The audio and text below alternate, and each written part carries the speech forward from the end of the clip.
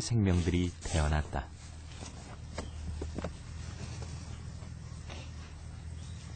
(2008년도에) 10월달에 들어왔으니까 사실 얘들이 태어난 게 2009년도 5월 5일입니다. 그때 사실은 10월달에 들어왔으니까 번식기가 12월달에 보면은 12월부터 보면은 사실 짧은 기간이기 때문에 얘들 적응하기 전에 사실은 조금 어렵다고 우리들은 생각을 했습니다. 기대를 하지 않았죠. 올해부터 기대를 사실 했는데 마침 그 한상에서 새끼가 나와가지고 저희들은 굉장히 기뻐했죠. 당시 3마리의 새끼가 태어났다.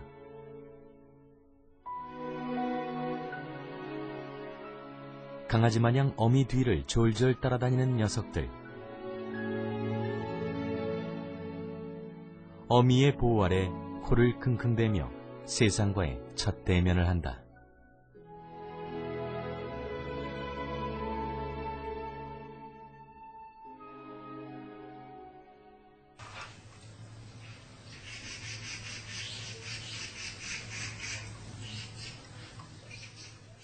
비록 좁은 울이 아니지만 녀석들의 야생에서의 습성은 그대로 살아있다. 열심히 굴을 파는 어미, 새끼들은 그걸 보며 자란다. 어느덧 제법 자라 힘이 좋아진 녀석들. 어미가 하던 그대로 땅 위에 작은 벌레들을 쫓는다.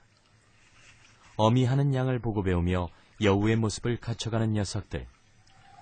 우리 땅에서 태어난 붉은 여우들이 건강하게 자라고 있다.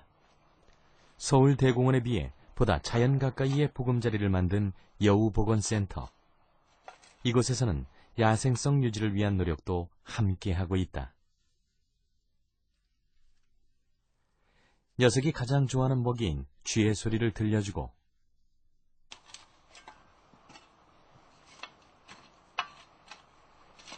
그 위에 쥐 모양의 인형을 올려놓았다.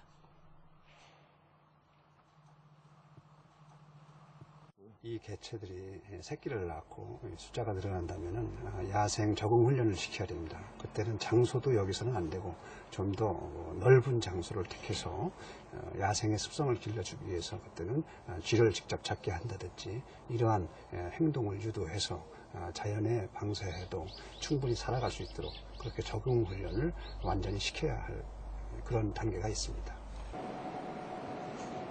녀석은 과연 어떤 반응을 보일까? 카세트가 진줄 알겠어. 카세트한테는.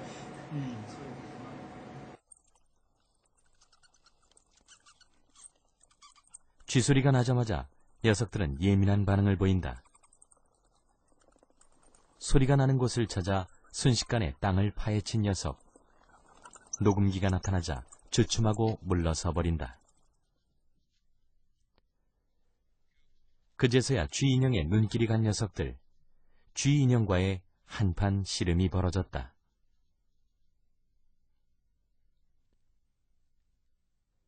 쥐 인형을 차지하지 못한 녀석은 다른 한 녀석의 꽁무니를 쫓아다닌다. 급기야 먹이를 놓고 신경전까지 벌이는 두 녀석. 얼마나 물고 늘어졌던지 그날 저녁 쥐 인형은 모두 분해되고 말았다. 녀석은 건강했다. 이 땅에 야생 여우를 품을 수 있는 마지막 땅인 DMZ 비무장지대.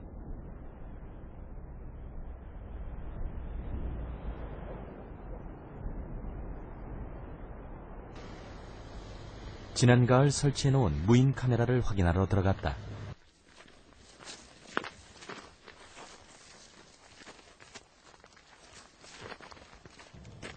세계적인 생물종 다양성 보존지역.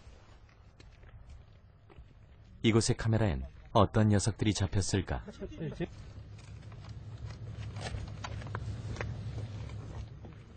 과연 여우를 볼 수 있을까? 현재까지 한 600여 장이 촬영이 됐는데 모든 것이 야생동물은 아닐 것이고 이 중에 이제 어떠한 동물이 살고 있는지를 추후 확인해 보고자 합니다.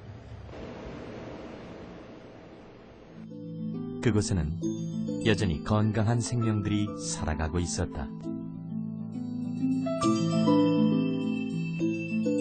하지만 여우는 보이지 않았다. 몇 대의 카메라만으로 그곳의 모든 생명을 담아낼 수는 없을 것이다. 우리나라에서 여우가 아직 발견될 수 있다고 한다면 가능성이 높은 곳 중에 하나가 철원 쪽이고, 이 DMZ 안에 아직도 여우가 살고 있을 가능성은 어느 정도 있습니다. 여우가 살아있길 바라는 마음, 그것은 이 땅의 여우를 되살리기 위한 복원의 노력으로 이어졌다. 복원까지는 아직 굽이굽이 넘어야 할 산들이 많지만 그래도 꼭 가야 할 길 복원. 우리 민족의 아주 깊숙이 뿌리 박힌 그런 친숙한 동물입니다. 동화에도 많이 나오고 옛날 이야기에도 가장 많이 등장하는 동물이 친숙한 여우인데, 이것이 없어졌다는 것은 상당히 안타까운 일입니다.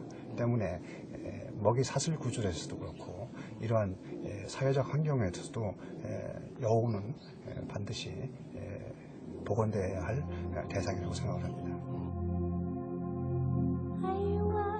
지난 시절 여우들에게 결코 너른 품이 될 수 없었던 이 땅의 산과 들, 그리고 사람들.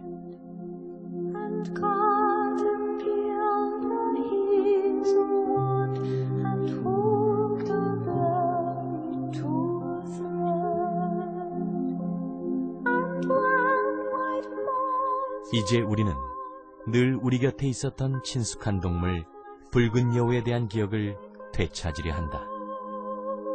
미동도 못한 채 유리 안에 갇혀있는 여우가 아닌 너른 들판을 마음껏 뛰어다니는 여우. 붉은 여우가 그립다.